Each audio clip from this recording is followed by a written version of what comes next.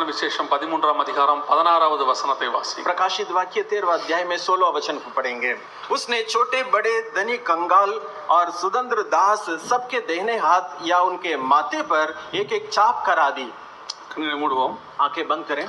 சர்வ வல்லமையுள்ள எங்கள் ஆண்டவரே, सर्वशक्तिमान हमारे परमेश्वर, அருமையான நாட்களுக்காக உமக்கு ஸ்தோத்திரம். शुभ दिनों के लिए धन्यवाद प्रभु जी। மகிமையுள்ள கரத்தில் எங்களை தாழ்த்துகிறோம். आपके महिमापूर्ण हाथों में नम्र करते हैं। எவரையும் பிரகாசிக்கிற மெய்யான ஒளி நீங்க தான் ஆண்டவரே. किसी को भी प्रकाशमान करने वाला सच्ची ज्योति आप है प्रभु जी। எவரையும் பேச வைக்க உம்மால் முடியுமா? और किसी को भी आप बात करवा सकते हैं। வந்திருக்கிற ஜனங்களோடு கூட நீங்க பேசுங்க. आए हुए लोगों से आप बातें कीजिए, நீங்க இடைப்படுங்க. आप उनसे संपर्क कीजिए। பரிசுத்த ஆவியானவர் நீர் ஆளுகை செய்வீராக. पवित्र आत्मा जी आप राज करने के लिए प्रार्थना करते हैं। மண்ணான மனுஷனை கொண்டு मिट्टी मनुष्य के द्वारा ஆவியான தேவன் வெளிப்படுவீராக. आत्मा परमेश्वर प्रकट हो जाइए। குறைவான எங்களை கொண்டு हम जो कमी है हमारे द्वारा நிறைவான தேவன் வெளிப்படுவீராக. भरपूर परमेश्वर आप प्रकट हो जाइए। பாவியான எங்களை கொண்டு हम जो पापी हैं हमारे द्वारा பரிசுத்த தேவன் पवित्र வெளிப்படுவீராக. परमेश्वर आप प्रकट हो जाइए। இந்த இரண்டாம் நாளிலே கர்த்தருடைய மகிமை வெளிப்படும்படி நாங்கள் दूसरे दिन ஜெபிக்கிறோம். प्रभु की महिमा प्रकट होने के लिए प्रार्थना करते हैं। வந்திருக்கிற ஒவ்வொருத்தரோடும் பேசும். आए हुए हर एक से बातें कीजिए। திரும்பி போகும் பொழுது लौटते समय உம்முடைய வசனத்தை பெற்றுக்கொண்டவர்களா, आपके वचन को पाकर लौटने, வருகைக்கு ஆயத்தப்பட்டவர்களா, आगमन के लिए तैयार होकर लौटने, திரும்பி போக கிருபை பாராட்டு. लौटने के लिए मदद कीजिए।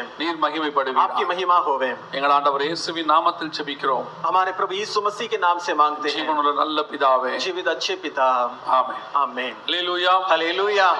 வெளிப்படுத்தின விசேஷம் 13ஆம் அதிகாரம் 17வது வசனத்தினை நேற்று பார்த்தோம். प्रकाशित वाक्य पुस्तक 13वां अध्याय के 17वां वचन को कल के दिन हमने देखा அது எப்படி நம்முடைய காலத்துல நிறைவேறி கொண்டிருக்கிறது அப்படிங்கறதெல்லாம் நம்ம நேத்து பார்த்துட்டோம். और हमने ये भी देखा कि कैसा वो हमारे जमाने में पूरा हो रहा है। இப்ப வெளிப்படுத்தின விசேஷம் 13ஆம் அதிகாரம் 16வது வசனம் எப்படி நிறைவேற போகிறது அப்படிங்கறத பார்க்க अभी போறோம். प्रकाशित वाक्य पुस्तक 13वां अध्याय का 16वां वचन कैसा पूरा हो रहा है इसे देखने वाले हैं। மிருகத்தின் முத்திரை நாமம் இலக்கம் என்று சொல்லக்கூடியதான ஒரு ஐடியை நமக்கு கொடுக்க ஆரம்பித்திருக்கிறார்கள். और उस पशु का मुहर जो एक आईडी है उसे हमें दिया जा रहा है। உலக நாடுகள் எல்லாவற்றிலும் கொடுக்கப்படுகிறது, இந்தியா உட்பட.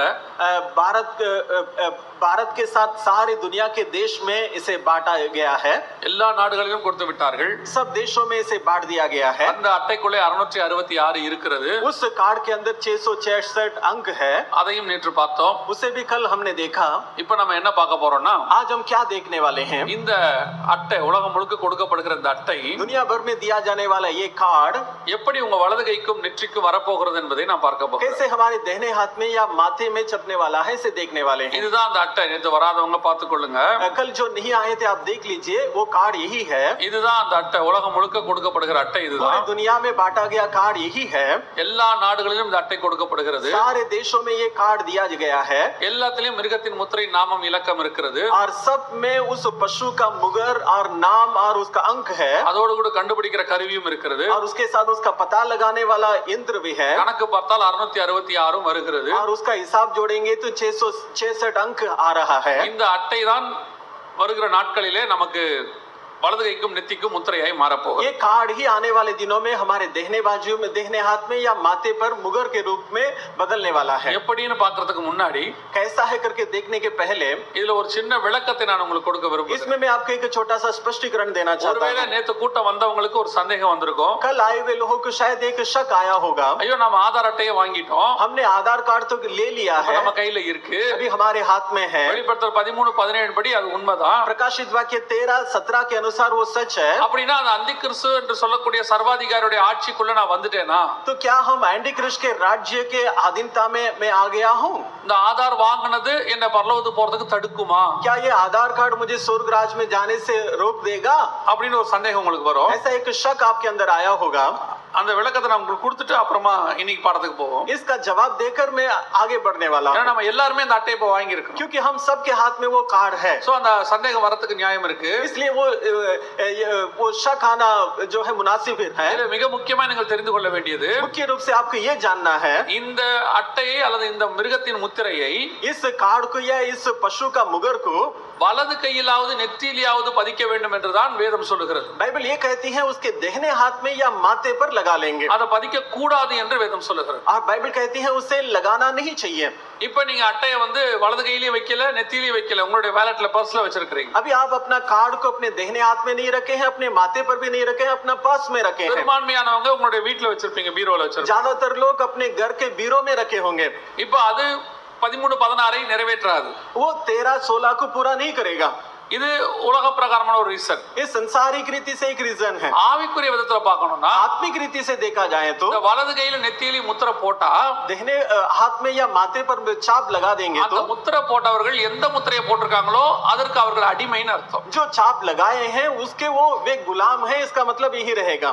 இப்ப உங்களுக்கு அந்த முத்திரை வலது கையிலும் இல்ல நெத்தியிலும் இல்ல. இப்ப अभी आपके ना तो दाहिने हाथ में छाप है या आपके माथे पे छाप है, எனவே நாம் அதுக்கு அடிமை இல்லைன்னு அர்த்தம். इसलिए उसका मतलब है हम उसका गुलाम नहीं ஆனா बने हैं। இதே अट्टा தான் வலது கைக்கு நெத்திக்கு முத்திரையா மாறும். लेकिन यही कार्ड दाहिने हाथ में या माथे में मुगर के रूप में लगेगा அதத்தான் நீங்க போடக்கூடாது. और वही चीज को आपको नहीं लगाना ஏன்னா है। பர்టిక్యులரா உங்க கையிலயும் நெத்தியிலும் தான் போட போறாங்க. विशेष रूप से वो अपने हाथ में या माथे पर लगेगा। இப்ப நம்ம அதை எப்படின்னு பார்க்க போறோம். वो कैसा है करके देखेंगे। இந்த அட்டையை நான் உங்களுக்கு ஏற்கனவே சொன்ன மாதிரி 20 வருஷமா உலக நாடுகள்ல கொடுத்துக்கிட்டு இருக்காங்க. जैसा कि मैंने पहले ही कहा, ये कार्ड 20 साल से पूरा दुनिया में बांटा जा रहा है। மலேசியால ஆரம்பிச்சாங்க, मलेशिया में शुरू किए थे உலக நாடுகள் எல்லாவற்றிலும் கொடுத்து और दुनिया के सारे देशों में देकर இப்ப கடைசியா ஸ்ரீலங்கால கொடுத்துக்கிட்டு अभी இருக்காங்க. आखिरी में श्रीलंका में दे रहे हैं। இப்ப இந்த அட்டையை கொடுத்த அந்த 15-20 வருஷத்துல ये 15-20 साल में जो कार्ड बांटा गया था இந்த அட்டைக்குள்ள இருக்கிறதான டிஃபெக்ட்ஸ் சில பாதிப்புகளை அவர்கள் கண்டுபிடித்தார்கள். और इस कार्ड के अंदर के द्वारा जो नुकसान होने वाला है उसे उन्होंने ढूंढकर निकाला। எல்லா நாட்டு அரசாங்கம் இந்த அட்டையை கொடுத்ததுக்கு ஒரு நோக்கம் உண்டு. हर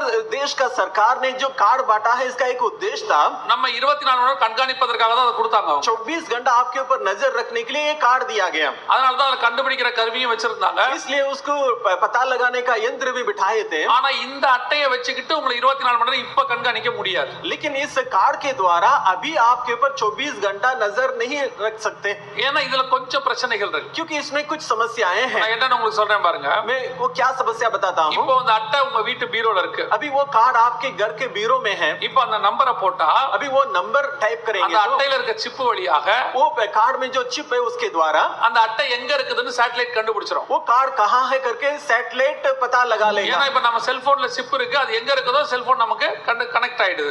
सेलफोन में चिप है, वो कहाँ है करके वो हमें तुरंत कनेक्ट हो जाता है। இப்போ உங்களுக்கு இந்த சேட்டலைட் வந்து இப்போ அந்த நம்பரை போட்டா உங்க வீட்டை தான் காட்டும், பீரோவை தான் காட்டும். अभी सैटेलाइट आपका नंबर डालने पर आपका घर को या आपका घर के बीरो को दिखाएगा। பீரோக்குள்ள இருக்கிறாருன்னு காட்டும். बीरो के अंदर है करके दिखाएगा। அது மட்டும் காட்டாது, इतना ही नहीं दिखाएगा, கூட 4 பேர் இருக்கிறாங்கன்னு காட்டும். साथ में और 4 जन है करके दिखाएगा, ஏன்னா எல்லாருடைய ஆதாரம் அது உள்ளதா இருக்கு. क्योंकि सबके आधार बीरो में ही है। அது மட்டும் காட்டாது, इतना ही नहीं दिखाएगा, அந்த ரோட்ல இருக்கிற எல்லாருமே பீரோக்குள்ள இருக்கிறாங்கன்னு காட்டும். वो रोड पे जितने हैं सबके सब बीरो के अंदर है करके ஏன்னா दिखाएगा, நம்மள அதை தொலைஞ்சிர கூடாதுன்னு பத்திரமா பீரோக்குள்ள வச்சிட்டு क्योंकि வந்திருக்கோம். वो घूमना नहीं चाहिए करके हम सब सुरक्षित उसे बीरो में रखकर आए हैं। இப்ப அரசாங்கத்துல உங்களை கண்டுபிடிக்க முடியாது. இப்ப अभी इस समय सरकार आपको ढूंढकर नहीं निकाल सकता। இது ஒரு பெரிய டிஃபெக்ட். ये बहुत बड़ा डिफेक्ट है। ரெண்டாவது, दूसरा, இந்த அட்டை உடைஞ்சிட்டாலோ अगर ये कार्ड टूट जाए ஒருவேளை அந்த அட்டை காணாமல் போயிட்டாலோ या ये खो जाए வேற யாராவது திருடிட்டு போயிட்டாலோ या कोई इसे चुरा ले, உங்களை கண்டுபிடிக்க முடியாது. आपको ढूंढ नहीं सकते। இப்ப வேற திருடிட்டு போயிட்டானா अभी कोई इसे चुरा लिया तो அந்த நம்பரை போட்ட உடனே वो नंबर टाइप करते ही உங்களை காட்டாது, அவனை தான் காட்டும். आपको नहीं दिखाएगा, उसको दिखाएगा। உங்க உங்க ஒரு செல்போன் ஒருத்தர் திருடிட்டு போயிட்டான்னு வச்சுக்கோங்க, आपका फोन कोई चोरी कर दिया நம்ம तो கால் பண்ணா கால் யாருக்கு போகும்? आप कॉल करेंगे तो कॉल किसको जाएगा? சிம் கார்டு வாங்கினவருக்கு போகுமா இல்ல போனை கையில வச்சிருக்கிறதுக்கு जो போகுமா? सिम कार्ड खरीदा है उसको जाएगा या जिसके हाथ में फोन है उसको जाएगा? போன் யார் கையில இருக்கோ அவங்களுக்கு தான் जिसके போகும். हाथ में फोन है उसके कॉल जाएगा। அதே மாதிரி இந்த அட்டை யார் வச்சிருக்காரோ அவரை தான் அந்த சேட்டலைட் காட்டும். ऐसा ही कार्ड जिसके पास है उसको वो सैटेलाइट दिखाएगा। அடுத்தபடியா अगला, இந்த கார்டை நம்ம மறந்துட்டு போயிருவோம். ये कार्ड को हम भूल जाएंगे कहीं, வீட்லயே மறந்து வச்சுட்டு போயிருவோம். घर पे ही भूल के छोड़ देते हैं, ஏன்னா மறதிங்கிறது ஒரு தேசிய வியாதி. क्योंकि भूलना एक राष्ट्रीय बीमारी है। உலகத்துல உள்ள மக்கள்ல பெரும்பான்மையானவங்களுக்கு மறதி தான் இருக்கு. दुनिया के ज्यादातर लोगों के अंदर भूलने की बीमारी है। இது வந்து நம்ம வியாதியா இருக்கிறதுனால ये बीमारी होने की वजह से ஜனங்களுக்கு ஃபைனும் போட முடியாது. लोगों के ऊपर आप फाइन भी नहीं मार सकते, இப்ப வெளிநாட்டுல எல்லாம் இதுக்கு ஃபைன் போட்டுருக்காங்க. இதுக்கு और विदेश में इसका फाइन लगाया गया இந்த है। கார்டு இல்லாம வெளிநாட்டுல ஒருத்தர் கூட வெளியே வர மாட்டாங்க. ये कार्ड के बिना विदेश में कोई भी बाहर नहीं निकलता, அதுவும் அந்த கார்டோட ஒரிஜினல் தான் வச்சிருக்கணும், போட்டோ காப்பி வச்சிருக்க கூடாது. और कार्ड में जो है ओरिजिनल रखा रहना चाहिए, उसको फोटो कॉपी नहीं चलेगा, ஏன்னா அது ஒரிஜினல்ல தான் சிப் இருக்குது. क्योंकि ओरिजिनल में ही चिप है।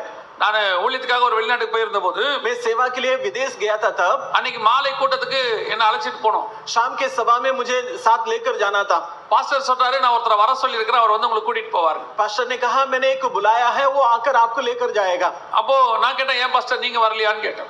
मैंने पूछा क्यों पास्टर आप नहीं आ रहे हैं அவர் क्या? சொன்னார் நான் ஐசியை தொலைச்சிட்டேன், उन्होंने कहा मैंने ऐसी को गवा दिया, சோ நான் வண்டி ஓட்ட மாட்டேன். इसलिए मैं गाड़ी नहीं चलाऊंगा। நான் சொன்னேன் ஐசி தொலைக்கிறதுக்கு வண்டி ஓட்டுறதுக்கு என்ன சம்பந்தம்? मैंने कहा कि ऐसी को आप खो दिए और गाड़ी चलाने में इसमें क्या संबंध है? தைரியமா ஓட்டலாமே. आप हिम्मत से चला सकते हैं। இல்ல நிறுத்தி கேட்பாங்க, नहीं रुका के पूछते हैं। ஒருவேளை இல்லாட்டி பயங்கரமா நம்ம ஊருக்கு அன்னைக்கு அவர் சொன்னாரு 4500 ரூபாய் ஃபைன் சொன்னாரு. अगर वो ऐसे नहीं रहेगा तो हमारे गांव के पैसे से वो 4500 रुपया फाइन मारेंगे। நான் சொன்னேன் मैंने कहा இதுக்கு தான் இந்தியால குடியிருக்கணும்ங்கிறது. इसके लिए भारत में रहना जरूरी है। நீங்க எதுவுமே இல்லாம வண்டி ஓட்டலாம், 10 ரூபாய் இருந்தா போதும் கையில. आपके पास कुछ भी ना हो और गाड़ी चलाओ, 10 रुपया आपको बचा देगा। சில விஷயங்கள் இந்தியால மட்டும் தாங்க நல்லா இருக்குது. कुछ बातें केवल भारत में ही अच्छा है। யூகேக்கு ஒரு தடவை ஊழியத்துக்கு போன போது एक बार यूके में सेवा में गया था, அந்த பாஸ்டர் ஒரு ரூட்டை விட்டுட்டாரு. वो पास्टर ने एक रूट को चेंज कर दिया। இப்ப அவர் ஐயோனாரு. उन्होंने कहा कि आहे क्या हो गया? मैंने पूछा क्यों? இந்த ரோட விட்டுட்டேன் பாஸ்டர்னாரு. मैंने ये रोड को छोड़ दिया। நான் சொன்ன திருப்புங்க போலான்னு. मैंने कहा आप घुमाइए जाएंगे वो ஐயோ रोड அப்படி திருப்ப முடியாது. पे। उन्होंने कहा ऐसा नहीं घुमा सकते। அடுத்த யூ டர்ன் எங்க இருக்கோ அங்க போய் தான் திரும்ப முடியும்னா. अगला यू टर्न जहाँ है वहाँ जाकर ही उसे हम घुमा सकते हैं। நான் அடுத்த யூ டர்ன் எங்க இருக்குன்னு கேட்டேன். मैंने पूछा अगला यू टर्न कहाँ है? 15 கிலோமீட்டர் தள்ளி இருக்கு. 15 किलोमीटर के बाद यू टर्न है। நான் சொன்னேன் मैंने कहा எங்க ஊர்ல ஆப்போசிட்லயே நாங்க 5 கிலோமீட்டர் ஓட்டிட்டு வந்துருவோம். हमारे गांव में तो हम अपोजिट में 15 किलोमीटर दूरी तक गाड़ी चला के आते हैं। அதெல்லாம் நம்ம நாட்டுக்கு ஆண்டவர் கொடுத்திருக்கிற ஆசீர்வாதம். ये सब हमारे देश में प्रभु का दिया हुआ आशीर्वाद है। அதான் நான் எப்பவும் சொல்லுவேன், इसलिए मैं हमेशा कहता हूँ இந்தியாக்காரன் எங்கேயுமே வாழ முடியாது, இந்தியால மட்டும் தான் வாழ முடியும். भारतवासी कहीं भी दूसरे देश में नहीं रह सकता, केवल भारत में रह सकता है। நம்ம அப்படி பழக்கப்பட்டுட்டோம். क्योंकि हमारा आदत ऐसा हो गया है। சிங்கப்பூருக்கு போனீங்கன்னா आप सिंगापुर जाएंगे तो போகும்போது என்கிட்ட சொன்னாங்க जाते समय मुझसे बोले ஊரு ரோடு கண்ணாடி மாதிரி இருக்கும், और वहाँ के रोड आईने के जैसा रहेगा, கிளீனா இருக்கும், बहुत साफ सुथरा रहेगा, ஒரு பேப்பர் கூட கீழ இருக்காது, और जमीन में एक भी पेपर का टुकड़ा देखने नहीं मिलेगा। அவங்க சொன்னது 95% சரி. उन्होंने जो कहा था वो 95% सही था। ஆனா இந்தியாக்காரங்க இருக்கிற ரோட்டுக்கு போனேன். लेकिन भारतवासी रहने वाले रोड पे मैं गया था, இந்த ரோடு எப்படி இருக்கோ அப்படியே தான் இருக்கு. जैसा ये रोड है वैसा ही वो रोड भी था, எந்த மாற்றமும் இருக்காது. कोई भी परिवर्तन देखने को नहीं मिला। சிங்கப்பூர் கவர்மெண்டே அங்க ஃபெயிலியர் ஆகி நான் இந்த ரோட்டுக்கு வர மாட்டேன்னு போயிருச்சு. सिंगापुर गवर्नमेंट वहाँ फेलियर हो गया और कह दिया कि हम इस रोड पे नहीं आएंगे। நம்ம அப்படிப்பட்டதான மக்கள், हम ऐसे लोग हैं। அப்படி இருக்கும்போது ஐசி தொலைஞ்சிருச்சுன்னு வச்சுக்கோங்க. ऐसे में ऐसी खो गए तो இப்போ என்ன பண்ண முடியும்? अब क्या कर सकते हैं? இப்போ நம்ம ஊர்லயும் பாத்தீங்கன்னா அந்த புது டிராபிக் ரூல்ஸ் ஒரு கொண்டு வந்திருக்காங்க, ஒரு நியூ லா ஒன்னு கொண்டு வந்திருக்காங்க. अभी हमारे यहाँ भी नया ट्रैफिक का रूल्स का एक लॉ लाया गया है। டிராபிக் இல்ல, வாகன சட்டம் ஒன்னு கொண்டு வந்திருக்காங்க. இப்ப एक वाहन का कानून नया निकला है। அதன்படி உங்களுக்கு எல்லாம் 5000 ரூபாய் 10000 ரூபாய் ஆச்சு ஃபைன். उसके हिसाब से फाइन अभी 5000 10000 रुपया हो गया। அதுக்கு இதுவும் ஒரு காரணம். इसके लिए ये भी एक कारण है। இனி ஆதார நீங்க தப்பா கொடுத்தா 10000 ரூபாய் ஃபைன் சொல்லிருக்காங்க अभी பாருங்க. गलत आधार कार्ड आप देंगे तो 10000 रुपया जुर्माना आपको भरना होगा। அப்ப நீங்க ஆதார் நம்பரை தப்பா போட்டா 10000. आधार नंबर को गलत डालेंगे तो 10000 रुपया। இப்போ என்ன ஆகும்? अभी क्या होगा? நம்ம ஆதார கரெக்ட்டா கையில கொண்டு போணும். हम ध्यान से आधार को साथ में हमें ले जाना होगा। மறந்துட்டா 10000. आप भूल जाएंगे तो 10000 रुपया भरो। சரி, இந்த பிரச்சனைலாம் சால்வ் பண்றதுக்கு என்ன பண்ணலாம்? ये समस्या का समाधान करने के लिए क्या करना चाहिए? மறக்க கூடாது, भूलना नहीं चाहिए, தொலைக்க கூடாது, आप उसे खोना नहीं चाहिए, திருடு போக கூடாது, और चोरी नहीं होना चाहिए, டேமேஜ் ஆக கூடாது, डैमेज नहीं होना चाहिए, கூடவே வரணும். साथ में ही रहना चाहिए। என்ன செய்யலாம்? क्या करना कर सकते हैं? அதுக்கு உலக நாடுகள்லாம் சேர்ந்து ஒரு முடிவு எடுத்தாங்க. दुनिया के देशों ने इसके ऊपर एक फैसला लिया। இந்த அட்டைக்கு அடுத்த டெக்னாலஜியை உருவாக்குனாங்க. इस कार्ड के अगला टेक्नोलॉजी को उन्होंने बनाया। அது என்னன்னா, वो क्या है? இந்த அட்டையை நம்ம உடம்புலயே வச்சிடுறது. इस कार्ड को अपने ही बदन में बिठा लेना। அதுக்கு பேரு பயோமெட்ரிக்னு பேரு. उसका नाम है बायोमेट्रिक। அது நம்ம உடம்புல வச்சாச்சுன்னா उसे अपने बदन में बिठा लेंगे तो யாரும் திருட முடியாது, कोई चुरा नहीं सकता। யாரும் நீங்க நினைச்சாலும் தொலைக்க முடியாது, आप सोचेंगे तो भी उसे गुमा नहीं सकते, டேமேஜ் ஆகாது, डैमेज नहीं होगा, மறக்க வேண்டிய அவசியம் இல்ல. भूलने की जरूरत नहीं पड़ेगी। சோ என்ன பண்ணாங்க? तो क्या किए? இந்த அட்டையை அப்படியே ரூபம் மாத்துனாங்க. इस कार्ड का रूप बदल दिए। இதுக்கு பேரு பயோசிப்னு பேரு. इसका नाम बायोचिप है। இதான் यही है। பயோசிப்னா பயோமெட்ரிக் சிப்னு பேர். बायोचिप का मतलब बायोमेट्रिक चिप।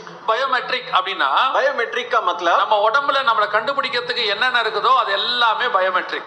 हमारे बदन में हमें ढूंढ कर निकालने के लिए जो भी चीज है सब बायोमेट्रिक है। எது எதெல்லாம் நம்மள காட்டி கொடுக்குதோ அது எல்லாமே பயோமெட்ரிக். जो भी हमारा पहचान कराता है वो सब बायोमेट्रिक है। எது எது காட்டி கொடுக்கும்? क्या क्या हमारा पहचान உங்க कराता है? வலது கை பெருவிரல் உங்களை காட்டி கொடுத்துரும். आपका अंगूठा आपका पहचान करा देगा। கைரேகையை வச்சு கண்டுபிடிச்சிருவாங்க. आपके अंगूठे के छाप से आपको ढूंढ कर निकाल लेंगे। நமக்கு தெரிஞ்சது இது ஒண்ணு மட்டும்தான். हम केवल इतना ही चीज जानते हैं ஏன்னா நம்ம நிறைய படம் பார்த்து பேப்பர்ல கைரேகை வச்சு கண்டுபிடிச்சது மட்டும் தெரியும் நமக்கு. क्योंकि हमने बहुत सारा पिक्चर देखकर उसमें जो अंगूठा छाप से जो ढूंढ कर निकाल दिए उसे हम याद रखे हैं। இந்த மாதிரி நிறைய இருக்கு நம்ம உடம்புல. ऐसे बहुत सारे चीज अपने बदन में है। உங்க கால் பெருவிரல் ரேகை இருக்குல்ல, आपके पाँव का जो बड़ा वाला अंगूठा का निशानी है ना, அதுவும் உலகத்துல வேற யாருக்கும் இருக்காது. वो भी दुनिया के किसी से मैच नहीं होगा। உங்க கண் கருவிழி இருக்கு பாருங்க, आपके आंखों की पुतली है ना, அதுவும் தனித்தன்மை வாய்ந்தது. वो भी कुछ व्यक्तिगत रूप लिया है। உங்களுடைய டிஎன்ஏ மரபணு அதுவும் தனித்தன்மை आपका வாய்ந்தது. डीएनए ये भी जो है व्यक्तिगत रूप है।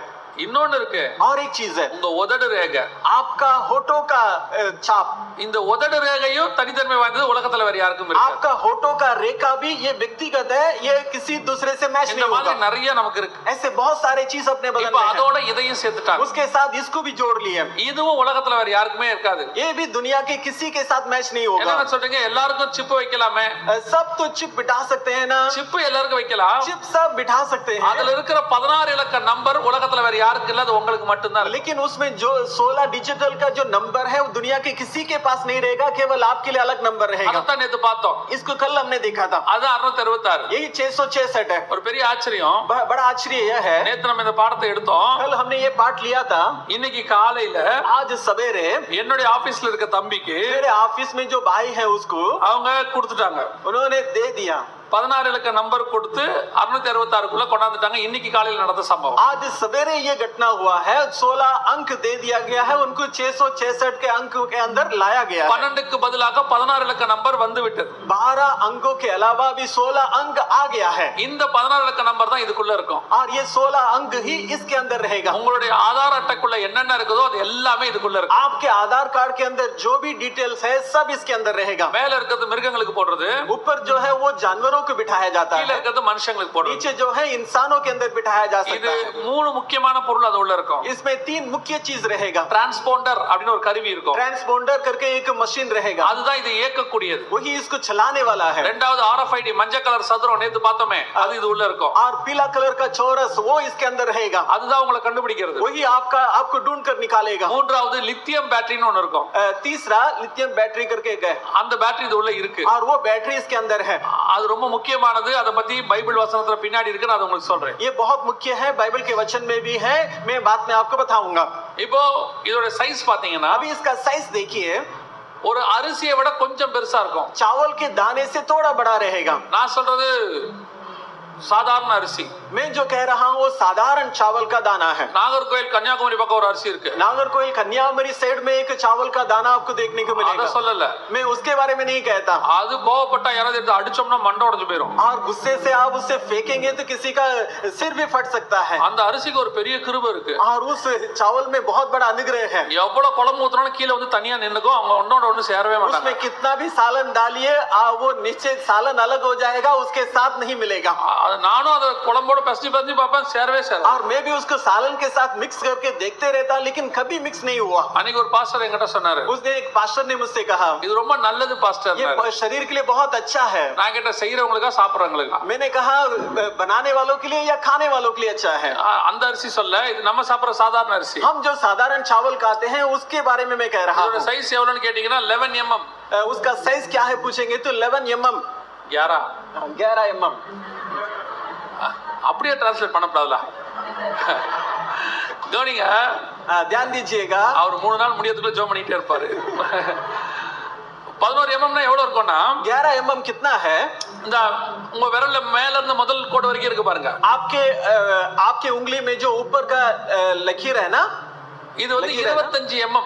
ये 25 mm है। இதுல பாதி தான் இருக்கும் 11 mm. 11 mm इसका आधा है। அதுதான் இதோட சைஸ். यही इसका साइज है। உங்களுக்கு அந்த படமா பார்க்கிறதுக்கு கொஞ்சம் பெருசா தெரியும். उसको तस्वीर में देखने के लिए बड़ा लगेगा। நீங்க அதுல பாத்தீங்கன்னா அரிசியை விட கொஞ்சம் பெருசா இருக்கும். उसको आप देखेंगे तो वो चावल के दाने से थोड़ा बड़ा है। இது உள்ள எல்லா இன்ஃபர்மேஷனும் இருக்கு. इसके अंदर सारे इन्फॉर्मेशन है। ஆதார் அட்டைக்குள்ள என்னென்ன இன்ஃபர்மேஷன் இருக்குதோ உங்க போட்டோ பேரு அத்தனையும் இது உள்ள இருக்கு. आपके आधार कार्ड के अंदर जो भी इन्फॉर्मेशन है सब, आपका फोटो नाम वगैरह सब इसके अंदर है। இது வந்து 64 KB மெமரி. ये 64 KB मेमोरी है। எக்ஸ்டெண்ட் பண்ணிக்கலாம் எவ்வளவு வேணாலும். इसको बढ़ा भी सकते हैं कितना चाहो। உங்க போன்ல இருக்கிற மெமரி கார்டு மாதிரி இதையும் நீங்க எக்ஸ்டெண்ட் जैसे பண்ணிக்கலாம். आपके फोन में मेमोरी कार्ड है वैसा इसको भी बढ़ा सकते हैं। இப்போ இத முதல்ல என்ன செஞ்சாங்கன்னா மிருகத்துக்கு போட்டு செக் பண்ணாங்க. पहला इसको जानवर के अंदर बिठाकर चेक किए। என்ன பண்ணாங்கன்னா முதல்ல பூனைகளுக்கு நாய்களுக்கு எல்லாம் போட்டாங்க. पहला बिल्ली और कुत्तों को इसके बिठा दिए। அதுக்கு பிறகு பெரிய பெரிய மிருகங்கள் ஜூல இருக்கக்கூடிய பெரிய பெரிய மிருகங்களுக்கு போட்டாங்க. उसके बाद बड़े बड़े जानवर जो जू में पाया जाता है उसको बिठाए।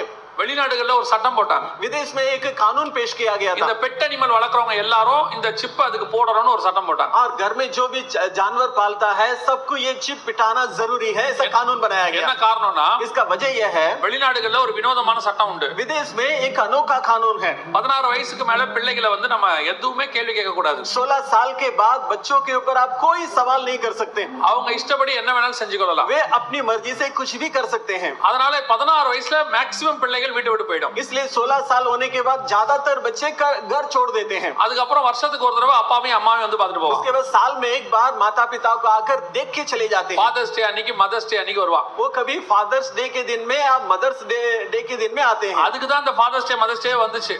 इस वजह से ही फादर्स डे और मदर्स डे का निर्माण हुआ। வருஷத்துக்கு ஒரு தடவையாவது அப்பா அம்மாவை பார்க்கிறதுக்கு தான் கொண்டாந்தாங்க. कम से कम साल में एक बार माता पिता को मिलकर जाने के लिए ये त्योहार लाया गया। இத நம்ம ஊர்க்காரனும் கொண்டாடுறான். ये हमारे यहाँ भी मनाया जा रहा है। நம்ம சாவர வரைக்கும் அவங்களோட தான் இருக்கிறோம். हम मरने तक उनके ही साथ रहते हैं। அப்புறம் என்னதுக்கு ஃபாதர்ஸ் டே மதர்ஸ் டே வேற? फादर्स डे मदर्स डे की क्या जरूरत है? 366 நாள் அந்த அம்மா கூடயே தான் இருப்பாங்க. 365 दिन माँ के साथ ही रहता है। அன்னைக்கு மட்டும் காலையில ஹாப்பி மதர்ஸ் டே. लेकिन उस दिन सवेरे उठकर हैप्पी मदर्स डे करके அந்த कहता அம்மா है। ஆச்சரியமா பாக்கும் இந்த பையலுக்கு என்னமோ ஆயி போச்சு இன்னைக்கு तो அப்படி. माँ बहुत आश्चर्यचकित होकर के देखती है, लगता है इसका कुछ हो गया है। இப்போ சர்ச்சிலயும் கொண்டாடுறாங்க இது. अभी चर्च में भी मना रहे हैं। ஃபாதர்ஸ் டே மதர்ஸ் டே ஸ்பெஷலா கொண்டாடுறாங்க. Fathers day mothers day special मना रहे हैं। இப்ப இருக்க சர்ச்சில அநியாயம். अभी का चर्च में तो पूछिए मत। நான் உங்களை சொல்லல. मैं आपको नहीं कहता। நான் பாம்பேவை தாண்டி தாராவி தாண்டி வெளியே சொல்லிட்டு இருக்கேன். मैं मुंबई छोड़ के धारावी छोड़ के बाहर के लोगों के बारे में बता रहा சபையில हूँ। ஃபாதர்ஸ் டே வந்துருச்சு. कलीसिया में फादर्स डे आ गया, मदर्स डे வந்துருச்சு, मदर्स डे आ गया, உமன்ஸ் டே வந்துருச்சு, वुमेन्स डे आ गया, மொத்தமும் இருக்கு. सब कुछ है। ஆனா பைபிள் ஸ்டடி மட்டும் இல்ல. लेकिन बाइबल स्टडी नहीं है। கேட்டா எவனும் வரமாட்டான். तो पूछिएगा कहेंगे कोई आता नहीं அப்புறம் है। எப்படி அந்த சபை பரலோகத்துக்கு போகும்? वो कलीसिया कैसा स्वर्ग में जाएगा? நான் எப்பவும் சொல்லுவேன், मैं हमेशा कहता हूँ ஞாயிற்றுக்கிழமை காலையில வரவெல்லாம் பரலோகத்துக்கு போவானா நமக்கு தெரியாது. जो रविवार को सवेरे आता है वो सबके सब स्वर्ग में जाएगा हमें पता नहीं। ஏன்னா நிறைய பேர் ஞாயிற்றுக்கிழமை புதுசா வரவங்க கூட வந்து உட்கார்ந்திருப்பாங்க. क्योंकि रविवार को सवेरे जो नया नया आता है वो भी आके बैठा रहता ஆனா है। எவன் ஒருத்த கண்டிப்பா பைபிள் ஸ்டடிக்குன்னு வரான் பாருங்க. लेकिन जो व्यक्ति जरूर बाइबल स्टडी में भाग लेता है ஏன்னா ना, அவன் வசனத்தை வாஞ்சித்து வரான். क्योंकि वो वचन पर चाहत रखे आता है, அவன் கண்டிப்பா போவான். वो जरूर स्वर्ग जाएगा। உங்க சபையில எவ்வளவு பேர் போவாங்க நீங்க கண்டுபிடிக்கணும்னு வச்சுக்கோங்க. आपके चर्च में कितने जन जाएंगे करके आपको ढूंढना है तो பைபிள் ஸ்டடி வச்சு பாருங்க. आप बाइबल स्टडी रख के देखिए, அப்ப உங்களுக்கு தெரிஞ்சிடும். आपको पता चल जाएगा। நிறைய பாஸ்டர்ஸ் நான் கேட்பேன், बहुत से पास्टर से पूछता हूँ எவ்வளவு பேர் உங்க சபையில வருவாங்க? आपके चर्च में कितने जन आते हैं? கர்த்தரே அறிவார். प्रभु जानते हैं। அப்புறம் நீங்க எதுக்கு இருக்கிறீங்க? तो आप लोग क्यों हैं? கர்த்தர் தெரியும். இப்ப நியாயமா பாருங்க, ஒரு ஸ்கூல்ல எத்தனை பையன் பாஸ் ஆவான்னு கேட்டா அந்த டீச்சர் சொல்லிடும். स्कूल में कितने बच्चे पास होंगे करके पूछेंगे तो टीचर बोल देंगे। இந்த பேஷண்ட் பொழைக்குமா பொழைக்காதான்னு கேட்டா டாக்டர் சொல்லிடுவாரு. ये मरीज जिएगा या मरेगा करके पूछे तो डॉक्टर बता देगा। ஆனா சர்ச்சில் எத்தனை பேர் போவான் போக மாட்டான்னு நமக்கு தெரியாது. लेकिन चर्च में कितने जन जाएंगे नहीं जाएंगे हमें पता नहीं रहता। நமக்கு தெரியணும். हमें पता रहना चाहिए। அது கண்டுபிடிக்கிறதுக்கு ஒரு நல்ல வழி. इसे पता करने के लिए एक आसान रास्ता है, பைபிள் ஸ்டடி வச்சிரணும். बाइबल स्टडी रखना है। அவங்க நீங்க 8 மணி கூட பைபிள் ஸ்டடி வைங்க. आप 8 बजे भी बाइबल स्टडी रखिए வீக் டேஸ்ல ஏதாவது ஒரு நாள் வைங்க. और हफ्ते में किसी एक दिन में रखिए। எத்தனை பேர் வர்றான்னு பாருங்க. कितने जन उसमें आते हैं देखिए। நீங்க தெரிஞ்சுங்க இத்தனை வருஷம் ஊழியம் பண்ணி இந்த 4 பேர் தான் வருகைக்கு வருவான்னு தெரிஞ்சு. आप समझ जाइए इतना साल सेवा करके ये 4 ही जन स्वर्ग में जाएंगे। நான் இப்படி சொல்றேன் தப்பா எடுத்துக்காதீங்க. मैं कह रहा हूँ गलत मत मानिए। நீங்க எடுத்துக்கிட்டாலும் எனக்கு ஒண்ணும் பிரச்சனை आप கிடையாது. गलत मानेंगे तो भी मुझे कोई तकलीफ नहीं है। இன்னும் 3 நாள்ல காணாம போயிடுவாரு. और 3 दिन के अंदर तो मैं गायब हो ஆனா जाऊंगा। போற வரைக்கும் பேசி தான் போவேன். लेकिन जाने के पहले सब बोल के जाऊंगा। இன்னைக்கு சபை அப்படி நிலைமையில இருக்கு. आज कलीसिया की स्थिति ऐसा है இன்னிசை நற்செய்தி பெருவிழானா கூட்டம் வந்துருது. और गीतों का आराधना है बोले तो पूरा सभा आ जाता है கண்ணை கவரும் விளக்குகள் வண்ண ஆராதனைனா வந்துடுறான். और बहुत अच्छी रोशनियों के बीच में आराधना बोले तो सब भीड़ जमा हो जाती है ஆட்டம் பாட்டம்னா வந்துடுறான். और नाच गाना बोले तो सब आ जाते हैं உபவாச ஜெபம்னா ஒரு வயல வர மாட்டான். लेकिन उपवास की प्रार्थना बोले कोई नहीं आता அதனால இப்ப நாங்க உங்களுக்கு ஏத்த மாதிரி வெறும் ஜெபம் ஆக்கிட்டோம். உபவாசம்ன்றதே பேரை விட்டுடுறாங்க இப்ப. इसलिए उपवास का नाम को हमने कट करके केवल प्रार्थना रख दिया சரி அப்படியாவது வருவீங்களான்னு பாக்குறோம். ऐसा आप आएंगे करके सोच रहे हैं அதுக்கு வர மாட்டீங்க. तो भी नहीं आते இந்த உபவாச ஜெபம் இந்த பைபிள் ஸ்டடிக்கு வர கூட்டம் தான் வருகையில வரும். उपवास की प्रार्थना में बाइबल स्टडी में आने वाले लोग ही आगमन में प्रवेश करेंगे நாளைக்கு காலையில இதே மாதிரி ஒரு ஜெபம் வச்சிருக்கிறோம். कल के दिन भी ऐसा ही एक प्रार्थना रखे हैं யாரெல்லாம் வருகைக்கு போறீங்கன்றத காலையில கண்டுபிடிச்சிருவோம். कितने जन आगमन में जाएंगे इसे ये हमको कल पता चल जाएगा நாளைக்கு காலைல வருவேன்றவங்க ஒரு அல்லேலூயா சொல்லுங்க कल பாப்போம். सवेरे आएंगे करके कहने वाले हालेलुया बोलिए இவ்வளவு எழுப்புதல் உங்க சபையில வரைக்கும் வந்திருக்கா? आपकी ஃபர்ஸ்ட் டைம் எப்படி சொல்லிருக்காங்க பாருங்க. आपकी कलीसिया में ऐसा जागृति कभी हुआ है क्या நாளைக்கு காலைல பாத்துருவோம் அதையும். हम कल के दिन ये भी देख लेते हैं